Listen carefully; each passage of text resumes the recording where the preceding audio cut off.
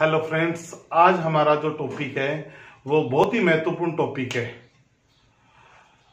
YouTube channel रतन तंवर पर आपका हार्दिक स्वागत है। चैनल को लाइक कीजिए, शेयर कीजिए, सब्सक्राइब कीजिए और अधिक से अधिक वो कमेंट कीजिए।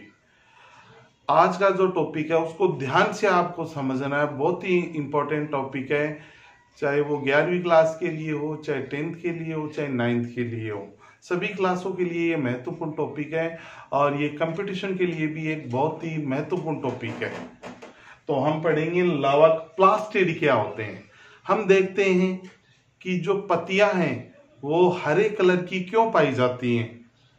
पुष्प हम देखते हैं कि अलग अलग कलर के होते हैं, लाल भी होते हैं, गुलाबी भी होते हैं, पीले होते हैं। ये क्यों होते हैं, इनका कलर है वो डिफरेंस है वो क्यों पाया जाता है, इसके बारे में हम चर्चा करने वाले हैं कि ये कलर है वो अलग अलग कलर के क्यों होते हैं। जड़ें होती हैं, जड़ों का कलर है वो अलग कलर क्यों पाया जाता है, पुष्पों का अलग क्यों होता है। जैसे मैं कहता हूँ, जैसे फलों के छिलके हैं वो अलग अलग कलर के हैं, वो क्यों पाए जाते हैं। इस टॉपिक के बारे में हम आज है वो चर्चा करेंगे। तो वीडियो को शुरू से लेकर लास्ट तक है वो पूरा देखिए। अब हम देखो, सबसे पहले बात करते हैं लवक प्लास्टिड क्या होते हैं। हमें सभी को पता है कि लवक जो प्लास्टिड होते हैं वो प्लांट पादपों में पाए जाते हैं। सबसे पहले बात आती है किन में पाए जाते हैं, पादपों में ये पाए जाते हैं। लवक की खोज है वो हेकेल नामक वैज्ञानिक ने 1865 ईस्वी में की थी। सर्वप्रथम हेकेल नामक वैज्ञानिक ने 1865 ईस्वी में इसकी क्या की थी, खोज की थी। और पादपों में जो क्लोरोप्लास्ट हरित लवक होता है उसकी खोज है वो सिम्पन ने 1885 में की थी। 1885 में सिम्पन नामक वैज्ञानिक ने इसकी क्या की थी, खोज है वो की थी। इसके बाद में हम बात करते हैं कि जो लवक है वो केवल पादप कोशिकाओं में पाए जाते हैं। लवकों की जो संख्या है कोशिका के ऊपर ही निर्भर करती है। मैंने अभी आपको पहले ही बताया था कि लवक है वो केवल प्लांट सेल यानी पादपों में ही पाए जाते हैं और कोशिका के ऊपर लवकों की संख्या है वो निर्भर करती है। सबसे पहले मैं बात करता हूं कि लवक है वो कितने प्रकार के होते हैं। 3 प्रकार के हैं लवक, अवर्णी लवक, वर्णी लवक और हरित लवक। सबसे पहले मैं अवर्णी लवक के बारे में बात करते हैं। अवर्णी लवक का मतलब होता है रंग विहीन, कोई रंग नहीं होता है, इनका कोई रंग नहीं होता है। वर्णी लवक का मतलब होता है अलग अलग कलर। हरित लवक का मतलब होता है केवल हरा रंग, केवल हरा रंग। तो सबसे पहले मैं अवर्णी लवक के बारे में बात करते हैं। ये रंग विहीन होते हैं, यह पादप के संग्रहकारी भागों, ये पादप के संग्रहकारी भागों में पाए जाते हैं। संग्रहकारी भागों का मतलब होता है जहां पर भोजन का संचय होता है वहां पर अवर्णी लवक है वो पाए जाते हैं। जैसे जड़ों, तनों एवं फलों, बीजों में इन लवकों की मात्रा अधिक पाई जाती है। इनका कार्य भोजन का संग्रह करना है। संचित कार्बनिक पदार्थों की मात्रा के आधार पर ये 3 प्रकार के हैं वो पाए जाते हैं। यानी इनमें संचित भोजन, यानी कहने का मतलब है अवर्णी लवक है वो भोजन संचय या संग्रह का कार्य करते हैं। सबसे पहला पॉइंट आता है एमिलोप्लास्ट। एमिलो जो प्लास्ट होते हैं इनमें क्या होता है, एमिलोप्लास्ट में स्टार्च का संग्रह होता है। एमिलोप्लास्ट में किसका संग्रह होता है, स्टार्च का संग्रह वो होता है। और इसका उदाहरण सभी जानते हैं, आलू। आलू में स्टार्च की जो मात्रा है वो अधिक पाई जाती है। किसकी मात्रा पाई जाती है, स्टार्च की मात्रा है वो अधिक पाई जाती है। यानी एमिलोप्लास्ट में स्टार्च का संग्रह होता है। एग्जाम्पल होता है आलू। क्या होता है, आलू। दूसरा होता है इलियोप्लास्ट। इलियो जो प्लास्ट है उसमें होता है वसा का संग्रह। किसका संग्रह होता है, वसा का संग्रह। और इसका एग्जाम्पल जो होता है अरंडी के बीज। अरंडी के बीज में वसा का संग्रह वो पाया जाता है। तीसरा सभी जानते हैं प्रोटीनोप्लास्ट। इसमें प्रोटीनों का संग्रह है वो होता है। किसका संग्रह होता है, प्रोटीनों का संग्रह होता है। और इसका उदाहरण होता है मक्का के जो बीज हैं उनमें प्रोटीनों का संग्रह वो पाया जाता है। मक्का के बीजों में किसका संग्रह होता है? प्रोटीनों का जो संग्रह है वो पाया जाता है। अभी भी मैंने बताया कि लवक की खोज हैकेल ने की 1865 में, हरित लवक की सिम्पन ने 1885 में। लवक 3 प्रकार के, अवर्णी लवक, वर्णी लवक और हरित लवक। मैंने बताया अवर्णी लवक है, रंग विहीन होते हैं और पादप के संग्रहकारी भागों में पाए जाते हैं। कौन से भागों में? संग्रहकारी भागों में पाए जाते हैं, जैसे जड़ों, तनों एवं फलों, बीजों में इन लवकों की मात्रा अधिक होती है। इनका जो फंक्शन होता है वो है भोजन का संग्रह करना।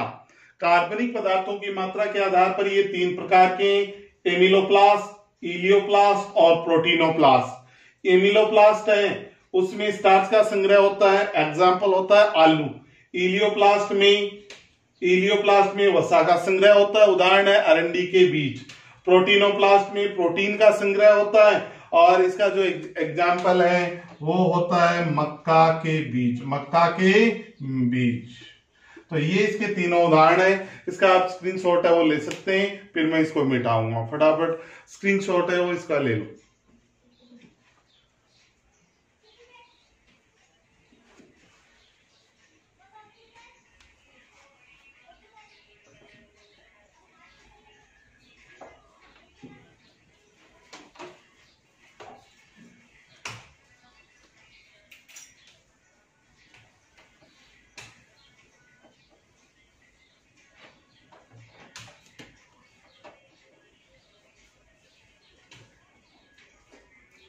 अब लवक का दूसरा प्रकार आता है वर्णी लवक।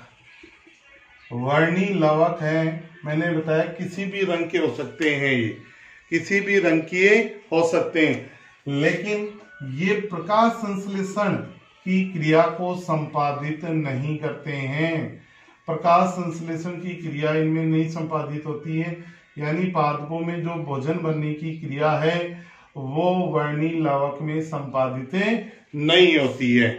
ये सामान्यतः 2 प्रकार के होते हैं। कितने प्रकार के होते हैं? 2 प्रकार के हैं। पहले होते हैं कैरोटीन और दूसरे होते हैं जेंथोफिल। वर्णी लवक का पहला प्रकार है कैरोटीन।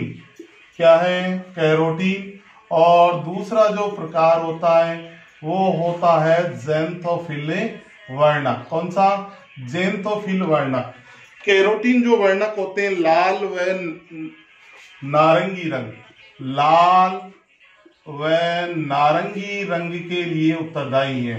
कैरोटीन वर्णक है वो लाल व नारंगी रंग के लिए उत्तरदायी होते हैं। और जेंथोफिल वर्णक जो होते हैं ये फलों के छिलके, पुष्पों के दलों को रंग प्रदान करने का कार्य करते हैं। जैसे टमाटर व लाल मिर्च में वर्णी लवक पाए जाते हैं, पुष्पों के दलों को विभिन्न रंग प्रदान करने का कार्य करते हैं, जिसे परागण की क्रिया है वो आसानी से संपन्न होती है। यानी कहने का मतलब है जो कैरोटीन वर्णक है वो लाल व नारंगी रंग के लिए उत्तरदायी है और जो जेंथोफिल वर्णक है वो पीले रंग के लिए उत्तरदायी होता है। पीले रंग के लिए उत्तरदायी होता है। यानी कहने का मतलब है जो टमाटर और लाल मिर्च में वर्णी लवक है, टमाटर और लाल मिर्च में कौन से वर्णक पाए जाते हैं? कैरोटीन वर्णक पाए जाते हैं। कौन से वर्णक होते हैं? कैरोटीन वर्णक है वो पाए जाते हैं, जिसके कारण से ये इनका परिपक्वन होने पर इनका कलर कैसा हो जाता है? लाल है वो हो जाता है। अब इसके बाद में हम तीसरे पॉइंट हरित लवक क्लोरोप्लास्ट के बारे में चर्चा करेंगे कि क्लोरोप्लास्ट है वो क्या होता है, इसकी क्या विशेषता होती है, इसके कौन कौन से भाग हैं वो पाए जाते हैं, उनके बारे में हम विस्तार पूर्वक है वो चर्चा करेंगे। ठीक है, ये जो भाग है इसका नाम दे देते हैं, इसका नाम है स्टोमा। ठीक है, ये जो भाग है इसका जो नाम होता है वो आरएनए। ठीक है, ये जो भाग होता है ये स्पेस है इसका पेरीप्लास्टिडियल स्थल, पेरीप्लास्टिडियल स्थल। ये हरित लवक मैंने बताया था पहले ही, पेड़ पौधों की जो पत्तियां हैं वहां पर भोजन बनने की क्रिया संपादित होती है और हरित लवक के क्लोरोप्लास्ट के कारण ही पत्तियों का रंग कैसा होता है? हरा पाया जाता है। कैसा पाया जाता है? हरे रंग की जो पत्तियां हैं वो पाई जाती हैं। अब देखो हम हरित लवक के बारे में चर्चा करेंगे। हरित लवक क्या है? हरित लवक सामान्यतः पत्तियों में पाए जाते हैं। कहाँ पाए जाते हैं? पत्तियों में। इनकी जो साइज वो 4 यूक्रोम से 8 यूक्रोम तक होती है। 4 यूक्रोम से 8 यूक्रोम तक इनकी साइज पाई जाती है हरित लवक की, क्लोरोप्लास्ट की। इसलिए ये लार्जेस्ट सेल ऑर्गेनेल है, लार्जेस्ट कोशिकांग। क्या है? लार्जेस्ट कोशिकांग है हरित लवक या क्लोरोप्लास्ट। दूसरी हम बात करते हैं, हरित लवक सामान्यतः कोशिका में 20 से 40 पाए जाते हैं इनकी संख्या, किंतु कुछ शैवालों में इनकी संख्या 1 पाई जाती है। हरित लवक है वो 2 झिल्ली युक्त कोशिकांग होता है, यानी दोनों 2 झिल्लियां पाई जाती हैं। देखो दिखाई दे रही है, ये बाहर की ओर, ये अंदर की ओर, बाहरी झिल्ली और अंतर झिल्ली। दोनों झिल्लियां सपाट होती हैं, यानी इन पर कोई उभार नुमा संरचना है वो नहीं पाई जाती है। इन दोनों झिल्लियों के मध्य पेरीप्लास्टिडियल स्थल पाया जाता है। ये देखो, ये जो स्पेस है, बीच का स्पेस है, इसे हम बोलते हैं पेरीप्लास्टिडियल स्पेस कहते हैं, स्थल कहते हैं। अंतर झिल्ली के अंदर की ओर गोलाकार या वक्राकार संरचनाओं का थाइलेकाइड पाया जाता है। ये जो संरचना है थाइलेकाइड, और थाइलेकाइड है वो आपस में मिलकर किसका निर्माण करते हैं? ग्रेनम का निर्माण करते हैं। और ग्रेनम भाग में हमें पता ही है प्रकाश संश्लेषण की प्रकाशिक अभिक्रिया संपन्न होती है। कौन सी अभिक्रिया? प्रकाशिक अभिक्रिया। जबकि इसका द्रव भाग है वो कहलाता है स्ट्रोमा, और स्ट्रोमा भाग में प्रकाश संश्लेषण की प्रकाशिक अभिक्रिया है वो संपन्न होती है। और इसमें नलिकीय तंत्र बनता है, ग्रेनम कहते हैं। इस भाग में प्रकाश संश्लेषण की प्रकाशिक अभिक्रिया होती है, जबकि अंतर झिल्ली के अंदर की ओर पाए जाने वाले समस्त द्रव को स्ट्रोमा कहते हैं। स्ट्रोमा भाग में प्रकाश संश्लेषण की हरित अप्रकाशिक अभिक्रिया संपन्न होती है। एवं हरित लवक में जो डीएनए पाया जाता है उसे ये डीएनए प्लास्टोम कहते हैं। इस डीएनए का नाम होता है प्लास्टोम। इस डीएनए को कहते हैं प्लास्टोम। 17 राइबोसोम और आरएनए भी यहाँ पे पाए जाते हैं। ये जो संरचना है वो है हरित लवक की जो संरचना है बोर्ड पे बनी हुई है। इसका स्क्रीनशॉट है वो फटाफट ले लो, फिर आगे के बारे में चर्चा करेंगे।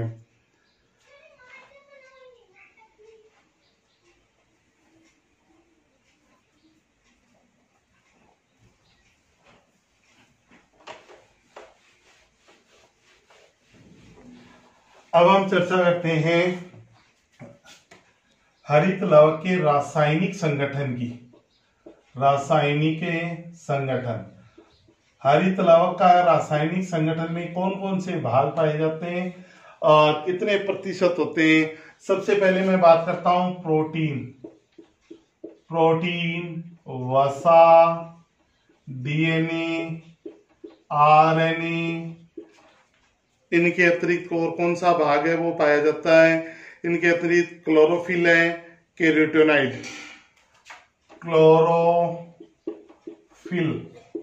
क्लोरोफिल के अतिरिक्त है केरोटिनाइड्स, ये भाग में पाए जाते हैं। अब ये कितने प्रतिशत होते हैं? कितने प्रतिशत ये पाए जाते हैं? सबसे पहले प्रोटीन की मात्रा है वो लगभग होती है 40 से 50% पाई जाती है।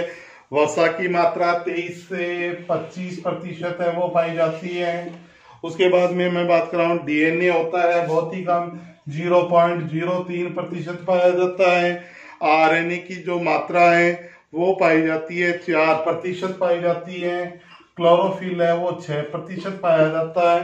कितना प्रतिशत होता है? 6%। इसके बाद में मैं बात करता हूँ केरोटिनॉइड्स में ferrous, copper, zinc, manganese, magnesium, इनकी जो मात्रा है वो पाई जाती है 1 से 2% है वो पाई जाती है। ये रासायनिक संगठन में पाए जाते हैं हरित लवक के। हरित लवक में एक मुख्य वर्णक पाया जाता है तथा अन्य वर्णक सहायक वर्णक का कार्य करते हैं। सूर्य से आने वाली प्रकाश की किरणों को प्रकाशीय ऊर्जा में ग्रहण करने का कार्य सहायक वर्णक करते हैं। सहायक वर्णक प्रकाशीय ऊर्जा को एक मुख्य वर्णक को दे देते हैं, जिससे मुख्य वर्णक उत्तेजित अवस्था में आ जाता है और इसी दौरान जल के प्रकाशिक अपघटन की क्रिया संपन्न होती है। हरित लवक में प्रकाश संश्लेषण की इकाई को क्वांटोसोम, इंपॉर्टेंट पॉइंट, प्रकाश संश्लेषण की इकाई को कहा जाता है क्वांटोसोम कहा जाता है। इनकी संख्या 230 से 250 तक पाई जाती है, जो प्रकाश संश्लेषण की क्रिया को संपादित करते हैं। ये रासायनिक संगठन का आप स्क्रीनशॉट है बोर्ड से ले सकते हैं फटाफट।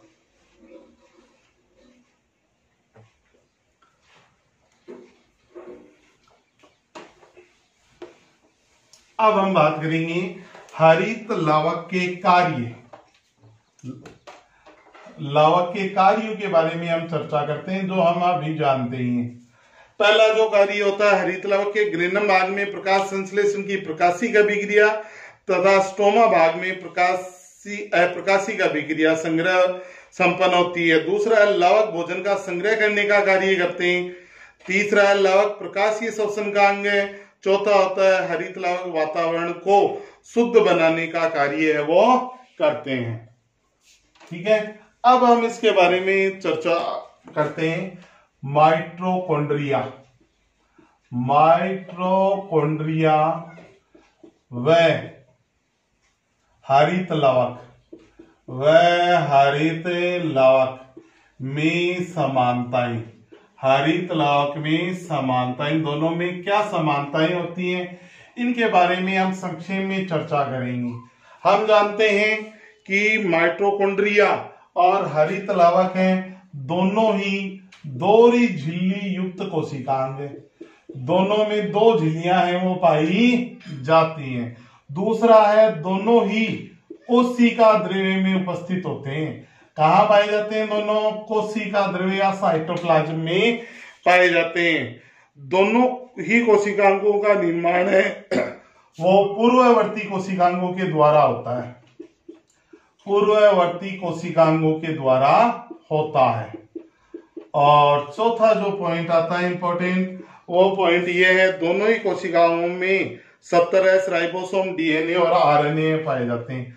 70S राइबोसोम डीएनए प्रेजेंट होता है और आरएनए भी पाया जाता है। ये है माइटोकॉन्ड्रिया व हरित लवक में समानताएं जो हम जानते हैं। पहला है माइटोकॉन्ड्रिया व हरित लवक दोनों दोहरी झिल्ली युक्त कोशिकांग। दूसरा है दोनों कोशिका द्रव्य में प्रेजेंट, दोनों का निर्माण पूर्ववर्ती कोशिकांगों के द्वारा होता है। चौथा पॉइंट, दोनों में ही 70S राइबोसोम डीएनए और आरएनए है वो प्रेजेंट होते हैं। ये दोनों में समानता है वो पाई जाती है। अब इसके बाद में हम बात करते हैं अंतर के बारे में कि दोनों में डिफरेंस क्या होता है, दोनों में क्या अंतर होता है। पहला अंतर एकदम इजी है। अंतर एकदम इजी क्या है? माइटोकॉन्ड्रिया में दो झिल्लियां होती है। आंतरिक झिल्ली पर उभारनुमा संरचना पाई जाती है क्रिस्टी, जबकि हरित लवक है उसके अंदर उभारनुमाई संरचना नहीं होती। हरित लवक की दोनों झिल्लियां हैं वो सपाट है वो पाई जाती हैं। ये पहला डिफरेंस है इनमें। दूसरा जो डिफरेंस होता है ये इंपॉर्टेंट है, और वो इंपॉर्टेंट क्या है देखो, मैं पहला यहां लिख सकता हूं कि आंतरिक झिल्ली पर क्रिस्टी, यहां लिख सकता हूं दोनों झिल्लियां कैसी हैं? सपाट होती हैं। कैसी होती हैं? सपाट। माइटोकॉन्ड्रिया है वो प्लांट सेल में भी होता है और एनिमल सेल में भी पाया जाता है। एनिमल सेल में, जबकि हमें पता है हरित लवक केवल किन में पाया जाएगा? प्लांट सेल में प्रेजेंट होगा। एनिमल सेल में क्या होगा? एब्सेंट पाया जाता है। और माइटोकॉन्ड्रिया है उसमें एटीपी के रूप में ऊर्जा संचित रहती है। एटीपी के रूप में ऊर्जा है वो संचित रहती है और इसमें एटीपी के रूप में ऊर्जा की आवश्यकता नहीं होती। ये कोशिका प्रकाश संश्लेषण का कार्य नहीं करता। माइटोकॉन्ड्रिया प्रकाश संश्लेषण की क्रिया में भाग नहीं लेता, केवल इसमें भोजन एटीपी के रूप में संचित होगा। हरित लवक है प्रकाश संश्लेषण का क्या करता है? कार्य करता है। कौन करता है? जो हरित लवक है वो प्रकाश संश्लेषण के कार्य को क्या करता है, संपादित करता है। ये हमारा आज का टॉपिक था। हरित लवक प्लास्टिड के बारे में हमने चर्चा की थी कि प्लास्टिड या लवक क्या होते हैं, कितने प्रकार के होते हैं, कहाँ पाए जाते हैं और किस प्रकार से अपने कार्य को संपादित करते हैं, इसके बारे में हमने इस टॉपिक के अंदर क्या की है, चर्चा की है। तो वीडियो को शुरू से लेकर लास्ट तक है वो पूरा देखिए। कहीं भी यदि किसी प्रकार की दिक्कत है तो वो कमेंट बॉक्स में आप लिख सकते हैं। तो आज की वीडियो में है इतना ही। हमने दो कोशिकांग पढ़ लिए, माइटोकॉन्ड्रिया और हरित लवक के बारे में अध्ययन है वो कर लिया है। तो इसके बाद में जो इकैरी झिल्ली कोशिकांग आएंगे उनके बारे में हम चर्चा करेंगे। तो आज की वीडियो में इतना ही। Okay, bye.